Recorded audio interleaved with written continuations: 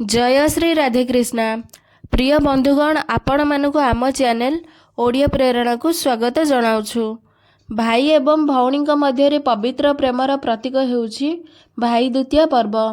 कार्तिक मासर शुक्ल पक्षर द्वितीया तिथि रे पालित हेउथिबा एही पर्व को जम द्वितीया बा भातृ द्वितीया नाम रे जाना जाए।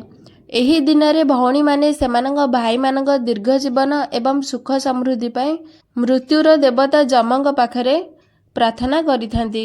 आज आसंतु जम द्वितीया बा भातृ द्वितीयार पौराणिक कथा शुणिबा।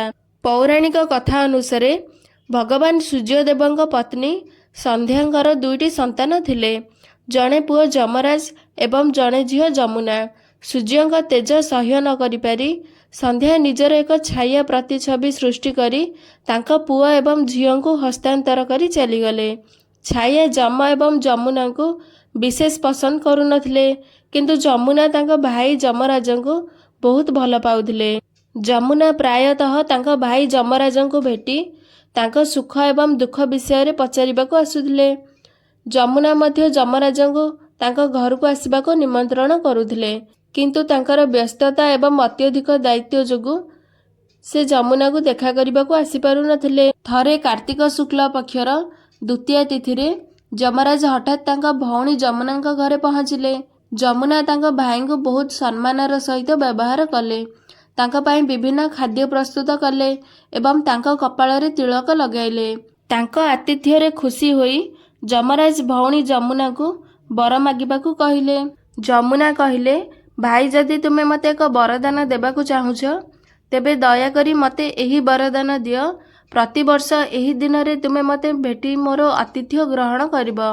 सेहीपरि जेकोसी भाई जे तांका भौणीर घर को आसी तांकर आतिथ्य ग्रहण करिब एवं जेकोसी भौणी जे एही दिन तांका भाई को तिलक लगाई तांको खाद्य खुआइब, से तुमर भय पाइब नाही एवं ताकू अकाल मृत्यु हेब नाही। से एही वरदान मध्य देइथिले जे जदि भाई एवं भौणी माने एही दिन जमुना नदी रे बुड़ पकाइबे तेबे सेमाने जमराजंग क्रोधरु रक्षा पाइबे। जमराज जमुनांग अनुरोध को ग्रहण करिथिले।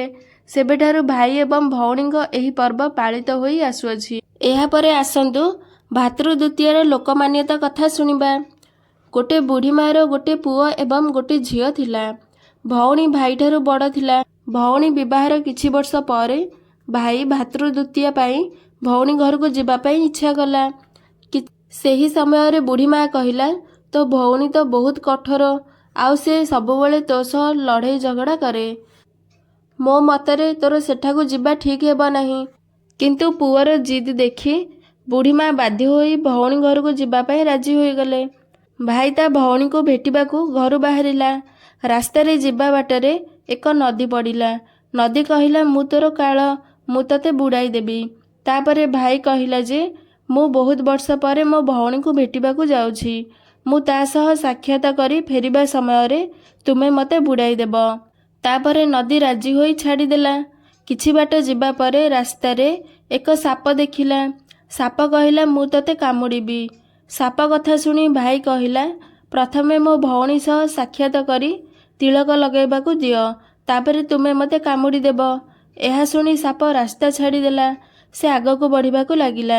आगकू जीवा बाटरे ताकू एक सिंह मिलिला। सिंह कहिला, मु तते खाइबी। भाई सिंह को भी सही कथा कहिला, मु प्रथमे मो भौणी सह मिसी तिलक लगाई फेरिबा समय रे तुमे मते खाइदेब। सिंह मध्य ताकू रास्ता देई देला। एहा परे भाई भौणी घर आगरे जाई पहुँची भौणी की डाकिला। देखे भौणी 7 कोश दूररू तिलक करिबा पाई तो पाखकू आसीछि। भौणी सेतेबेले सूता काटुथिला एवं सूता छिड़ीगला। माना जाए जे जदि सूता काटिबा समय रे सूता मझिरु छिड़ी जाए, जेउ भौणीर केवल गोटिए भाई थाए, से सूता पुनः संजोग न हेबा पर्यंत से किछि कहि परिबो नाही। भाई बाहरु पुणी थरे भौणी को डाकिला। भाईर डाक शुणी भौणी किछि न कहिबारु भाई मने मने भाबे, मो भली गरीब सह भौणी कथा हबाकू चाहुनी। माँ ठीक कथा कहूथिले। एहा भाबी से फेरी जिबाकू लागिला। एतिकी समय रे भौणीर सूता जोड़ी हो जाए एवं से ता भाई को डाकी ता पाखकू दौड़ी जाए एवं से किछि न कहिबार कारण कुहे। एहा परे से स्नेह एवं प्रेमर सह ଭାଇକୁ ଘରକୁ ନେଇଯାଏ। ଏହାପରେ ଭାଇ କିଛି ଦିନ ଭଉଣୀ ଘରେ ହସ ଖୁସିରେ ରହିବା ପରେ ଭାଇ ଭଉଣୀକୁ କହିଲା, ଭଉଣୀ ମୁଁ ଏବେ ଘରକୁ ଫେରିଯିବି, ମା ଏକା ଅଛନ୍ତି। ପରଦିନ ସକାଳେ ଭଉଣୀ ଶୀଘ୍ର ଉଠି ଅଟା ପେଷି ଭାଇ ପାଇଁ ଲଡ଼ୁ ବନାଏ। କିଛି ଲଡ଼ୁ ନିଜ ଛୁଆମାନଙ୍କ ପାଇଁ ରଖି ବାକି ଲଡ଼ୁ ଭାଇକୁ ଦେଇ ବିଦାୟ ଦେଲା। ପିଲାମାନେ ଯେତେବେଳେ ସକାଳେ ଉଠନ୍ତି ସେମାନେ ସେମାନଙ୍କ ମାଆଙ୍କୁ ଖାଇବାକୁ ମାଗନ୍ତି। ସେତେବେଳେ ଭଉଣୀଟି ସେମାନଙ୍କୁ ସେହି ଲଡ଼ୁ ଖାଇବାକୁ ଦିଏ। ସେହି ସମୟରେ ସେ ଦେଖେ ଯେ ଲଡ଼ୁ ଗୁଡ଼ିକ ନୀଳ ହୋଇଯାଇଛି। ସେ ଯାଇ ଚକି ଦେଖେ ତ ସେଥିରେ ଅଟା ସହିତ ଏକ ସାପ ମଧ୍ୟ ପେଷି ହୋଇଯାଇଛି। ସେ ସେହି ଲଡ଼ୁକୁ ଫୋପାଡ଼ି ନିଜ ଭାଇ ପାଖକୁ ଦୌଡ଼ିଯାଏ। ରାସ୍ତାରେ ଏକ ଗଛ ତଳେ ତା ଭାଇ ବସିଥିବାର ଦେଖିଲା। ଭଉଣୀକୁ ଦେଖି ଭାଇ ପଚାରିଲା, କ'ଣ ହେଲା ଭଉଣୀ? ଭଉଣୀ ପଚାରେ, ମୁଁ ତତେ ଲଡ଼ୁ ଦେଇଥିଲି, ସେହି ଲଡ଼ୁ କେଉଁଠାରେ ଅଛି? ଭାଇ କହିଲା, ତୁ ଦେଇଥିବା ଲଡ଼ୁ ଏବେ ପର୍ଯ୍ୟନ୍ତ ଖାଇନାହିଁ, ଗଛ ଉପରେ ଝୁଲେଇଛି। ଭଉଣୀ ଗଛରୁ ଲଡ଼ୁ କାଢ଼ି ସେଠାରେ ଏକ ଗାତ ଖୋଳି ସେ ସବୁକୁ ପୋତିଦିଏ। ତାପରେ ଭାଇକୁ ସବୁ କଥା କୁହେ। ଭାଇ କହିଲା, ଭଉଣୀ ତୁ ଥରେ ତ ମୋତେ ବଞ୍ଚାଇ ଦେଲୁ। ଏହାପରେ ଭଉଣୀକୁ ରାସ୍ତାରେ ଯିବା ସମୟରେ ଘଟିଥିବା ସମସ୍ତ କଥା କହିବାକୁ ଲାଗିଲା। ଏତିକି ସମୟରେ ଭଉଣୀକୁ ବହୁତ ଜୋରରେ ଶୋଷ ଲାଗିଲା। ସେ ତା ଭାଇକୁ ପାଣି ପିଇବା କଥା କହିଲା। ଭାଇ କହିଲା, ଭଉଣୀ ତୁ ଏଠାରେ ରହ, ମୁଁ ପାଣି ନେଇ ଆସିବି। ଏହା ଶୁଣି ଭଉଣୀ କହିଲା, ଭାଇ ମୁଁ ନିଜେ ଯାଇ ନଦୀ କୂଳରୁ ପାଣି ପିଇ ଦେଇ ଆସିବି। ଏହା କହି ସେ ନଦୀ କୂଳରେ ଯାଇ ପହଞ୍ଚିଲା। ସେଠାରେ ସେ ଏକ ବୁଢ଼ୀ ମାଆଙ୍କୁ ଦେଖିଲା। ବୁଢ଼ୀ ମାଆଙ୍କୁ ଦେଖି ଭଉଣୀ ପଚାରିଲା, ମା ତୁମେ କିଏ? ଏଠାରେ କ'ଣ କରୁଛ? ବୁଢ଼ୀ ମା ଜଣକ କହିଲେ, ମୁଁ ବିଧାତା, ମୁଁ ଗୋଟେ ଭାଇର ଶେଷ ଆୟୁଷ ସମୟ ଗଣୁଛି। ଏହା ଶୁଣି ଭଉଣୀ ପଚାରିଲା, ମାତା କିଏ ସେ ଭାଇ? ବିଧାତା କୁହନ୍ତି ଯେ ଜଣେ ଭାଇ ଅଛି ଯାହାର ପ୍ରେମରେ ତା ଭଉଣୀ ଗୋଟିଏ ସାପକୁ ଚକିରେ ପେଷି ମାରିଦେଇଛି। ଏହା ଶୁଣି ଭଉଣୀ ଚିନ୍ତା କରେ ଯେ ଏ ତ ମୋ ଭାଇ। ସେ ଡରିଯାଇ ବିଧାତାଙ୍କୁ ପଚାରେ, ଏହି ଅଭିଶାପରୁ ତା ଭାଇକୁ ରକ୍ଷା କରିବା ପାଇଁ ଭଉଣୀକୁ କ'ଣ କରିବାକୁ ପଡ଼ିବ? ବିଧାତା କୁହନ୍ତି ଯେ ତା ଭଉଣୀ ଯଦି ତା ଭାଇର ବିବାହ ଯାଏଁ ସେ ଭାଇର ପାଖେ ପାଖେ ରହି ତାର ସବୁ ଘାତ ଟାଳି ଦିଏ, ତେବେ ଯାଇ ସେ ଭାଇ ବଞ୍ଚିପାରିବ। ଭଉଣୀ ତୁରନ୍ତ ତା ଭାଇ ପାଖକୁ ଯାଇ କୁହେ, ଭାଇ ମୁଁ ତତେ ମାଙ୍କ ଘର ଯାଇ ଛାଡ଼ିବାକୁ ଯିବି, କିନ୍ତୁ ରୁହ ମୁଁ ଏବେ ହିଁ ଆସୁଛି। ଏହା କହି ସେ ସିଂହ ପାଇଁ ମାଂସ, ସାପ ପାଇଁ କ୍ଷୀର ଏବଂ ନଦୀ ପାଇଁ ଓଢ଼ଣୀ ନେଇ ଆସେ। ଏହାପରେ ଭାଇ ଭଉଣୀ ରାସ୍ତାରେ ଆଗକୁ ବଢ଼ିବାକୁ ଲାଗିଲେ। ରାସ୍ତାରେ ସିଂହକୁ ଦେଖିଲେ ଯେତେବେଳେ ସିଂହ ଭାଇକୁ ଖାଇବାକୁ ଆସିଲା। ଭଉଣୀ ସିଂହ ଆଗରେ ମାଂସକୁ ରଖିଦିଏ। ସିଂହ ମାଂସ ଖାଇବାକୁ ଲାଗେ ଏବଂ ଭାଇକୁ ଛାଡ଼ିଦିଏ। ଏହାପରେ ଭାଇ ଭଉଣୀ ଆଗକୁ ବଢ଼ିଲେ। ରାସ୍ତାରେ ସାପକୁ ଦେଖିଲେ। ସାପ ଯେପରି ଭାଇକୁ ଦଂଶିବାକୁ ଆଗକୁ ଆସେ, ଭଉଣୀ କ୍ଷୀର ଥୋଇଦିଏ। ସାପ କ୍ଷୀର ପିଇବାକୁ ଲାଗେ।